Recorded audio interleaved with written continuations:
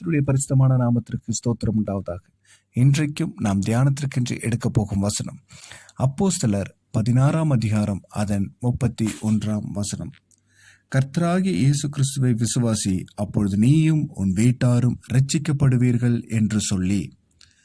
பவுல் இதை சிறைச்சாலை காவற்காரனிடத்தில் சொல்கிறான். அப்போஸ்தலனாகிய பவுலும் சீலாவும் சிறைச்சாலைக்குள் இருக்கிறார்கள். ஏனென்றால் ஒரு குறி சொல்கிற ஆவி இவர்களை பின்தொடர்ந்து வந்து கொண்டே இருந்தது. அந்த குறி சொல்கிற ஆவியை பவுல் இயேசுவின் நாமத்தினாலே வெளியே துரத்தி விடுகிறான். அது போனவுடன் அங்கே இருந்தவர்கள் வந்து பவுலையும் சீலாவையும் பிடித்து ரோம அரசிற்கு ஒப்பு கொடுக்கிறார்கள். ரோம அரசோ இவர்களை சிறைச்சாலையில் வைக்கும்படி காவற்காரனிடத்திற்கு கட்டளை கொடுக்கிறார்கள். இவர்கள் சிறைச்சாலைக்குள் இருந்து கொண்டிருக்கும் பொழுது கைகள் கட்டப்பட்டு இருக்கிறது, கால்கள் கட்டப்பட்டிருக்கிறது, சிறைச்சாலைக்குள் வைத்து கதவுகள் பூட்டப்பட்டு இருக்கிறது. அதுபோக நிறைய பேர் காவலுக்கு இருக்கிறாங்க. இத்தனை பேர் இருக்கும் பொழுதும் அவர்கள் கட்டப்பட்ட நிலைமையில் இரவில் கர்த்தரை துதித்து பாடிக்கொண்டிருக்கிறார்கள். அவர்கள் துதிக்க துதிக்க துதிக்க திடீரென்று அந்த பூமியின் அஸ்திபாரம் நடுங்கத் தொடங்கினது. அதிர்ந்து பூமி மிகவும் அதிர்ந்து உடனே கதவுகள் எல்லாம் திறவுண்டது என்று 26வது வசனத்தில் வாசிக்கிறோம். எல்லோருடைய கட்டுகளும் கழன்று போயிற்று என்று சொல்லப்பட்டிருக்கிறது. இன்றைக்கும் நம்மளுடைய வாழ்க்கையில் என்ன பிரச்சனையின் நிமித்தம் நாம் கட்டப்பட்டு இருந்தாலும், கால்கள் கட்டப்பட்டு இருந்தாலும், கைகள் கட்டப்பட்டு இருந்தாலும், நமக்கு எதிராக இருக்கும் வாசல்கள் அடைக்கப்பட்டு நாம் ஒரு சிறைச்சாலைக்குள் இருக்கும்படி நம்மை சிந்திக்க வைத்து கொண்டிருந்தாலும் கவலைப்பட வேண்டாம். இரவு நேரத்தில் பவுலும் சீலாவும் துதிக்கும் பொழுது கட்டுகள் அவிழ்ந்து போனது போல நாமும் இரவில் எழுந்து கர்த்தருடைய சமூகத்திலிருந்து கர்த்தரை துதித்து துதித்து பாடும் பொழுது, அவருடைய நாமத்தை உயர்த்தும் பொழுது, நமக்கும் என்ன கட்டுகளாய் இருந்தாலும் அத்தனை கட்டுகளும் இயேசு கிறிஸ்துவின் வல்லமில்ல நாமத்தில் கட்ட விழுந்து போகும்.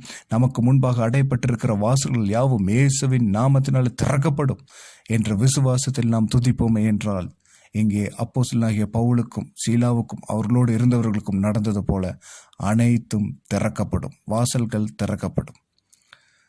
அப்பொழுது அந்த காவற்காரன் திடீர்னு எழுந்து பார்க்குறான், வாசல் எல்லாம் திறந்திருக்குது. அப்போ அவங்க ஓடிட்டாங்க அப்படின்னு நினச்சி அவன் தன்னுடைய வாளை எடுத்து தன்னைத்தானே குத்தி கொள்ள முயற்சிக்கிறான். அப்பொழுது பவுல் உடனே உள்ளிருந்து சத்தம் வருது, உன்னை நீயே கொல்ல வேண்டாம், உனக்கு எந்த கெடுதியும் வர வைத்துக் கொள்ளாதே, நாங்கள் எங்கேயும் போகல, நாங்கள் உள்ளதான் இருக்கிறோம் என்று கிறிஸ்துவுக்கு சாட்சியாக இருக்கிறார்கள். இன்றைக்கு நம்மளுடைய வாழ்க்கையில் நம்மை கர்த்தர் ஆசீர்வதிக்கிறார், வழி நடத்துகிறார். ஆனால் ஒருபொழுதும் அடுத்தவரை துன்பப்படுத்தி நம்மை விடுதலையாக்க மாட்டார். நம்மை விடுதலையாக்க வேண்டும் என்றால் அடுத்தவர்களுக்கு அது சாட்சியாகத்தான் இருக்கும்படி செய்வார். நம்மளுடைய வாழ்க்கையிலே கர்த்தர் நமக்கு ஒரு வாசல் அடைத்திருக்கிறது என்றால் அது இந்த வாசல் திறக்கப்படும் பொழுது மற்றவர்களுக்கும் நம்மை சாட்சியாக நிச்சயம் வைத்திருப்பார்.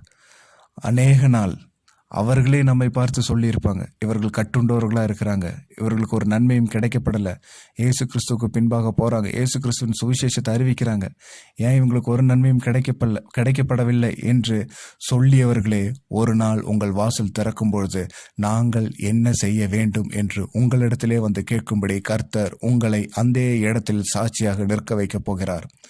எந்த இடத்துல நீங்கள் வெக்கப்பட்டீங்களோ, எந்த இடத்துல தலை குனிந்து நின்றீங்களோ, எந்த இடத்துல ஒன்றும் இல்லை என்று சொன்னாங்களோ, எந்த இடத்துல உங்களை ஆகாதவன் என்று சொன்னார்களோ, அதே இடத்தில் கர்த்தர் உங்களை சாட்சியாக வைக்கப் போகிறார். உங்களுக்கு எதிராக பேசிய நாவுகளே வந்து எங்களுக்கும் இந்த நன்மை கிடைக்க வேண்டும் என்றால் நாங்கள் என்ன செய்ய வேண்டும் என்று உங்களிடத்திலே வந்து கேட்கும் ஒரு நாள் மிக விரைவில் வந்துவிட்டது. அப்பொழுது நீங்கள் அவர்களுக்கு சொல்ல வேண்டியது, கர்த்தராகிய இயேசு கிறிஸ்துவை விசுவாசி, அப்பொழுது நீயும் உன் வீட்டாரும் இரட்சிக்கப்படுவீர்கள் என்று சொல்ல வேண்டும். ஏனென்றால் இயேசு கிறிஸ்துவின் ரத்தம் சகல வியாதிகளையும் நீக்குகிறது. இயேசு கிறிஸ்துவின் ரத்தம் சகல பாவங்களையும் நீக்குகிறது. இயேசு கிறிஸ்துவின் நாமம் நம்மளுடைய எல்லா கட்டுகளிலிருந்தும் நமக்கு விடுதலை தருகிறது. மேலே வானத்திலும் கீழே பூமியிலும் இயேசுவின் நாமமே அல்லாமல் வேறு எந்த ஒரு நாமத்திற்கும் அதிகாரம் கொடுக்கப்படவில்லை. இந்த உலகத்திலே எவருடைய அக்கிரமும் எவருடைய பாவங்களையும் சுமந்து தீர்த்த ஒரே ஒரு நாமம், அது இயேசு கிறிஸ்துவின் நாமம் மட்டும்தான். நமக்கு ரட்சிப்பு வேண்டும் என்றால் நாம் இயேசுவின் பாதத்திற்கு போயே ஆக வேண்டும். மரியாள் தன்னை விட்டு எடுபடாத நல்ல பங்கை தெரிந்து கொண்டாள் என்பது போல நாமும் கர்த்தரை விட்டு நம்மை விட்டு எடுபடாத நல்ல பங்கு தெரிந்து கொள்ள வேண்டும். அது எப்பொழுதும் கர்த்தரோடு இருப்பதுதான். கர்த்தரை விட்டு பின்வாங்காமல் நாம் கர்த்தரோடு இருக்கும்பொழுது நமக்கு உண்டான எந்த வியாதியோ வறுமையோ பலவீனமோ கட்டுகளோ நாசமோசமோ எதுவும் நம்மை அணுகாதபடி கர்த்தர் நிச்சயம் நம்மை பாதுகாத்து தருவார்.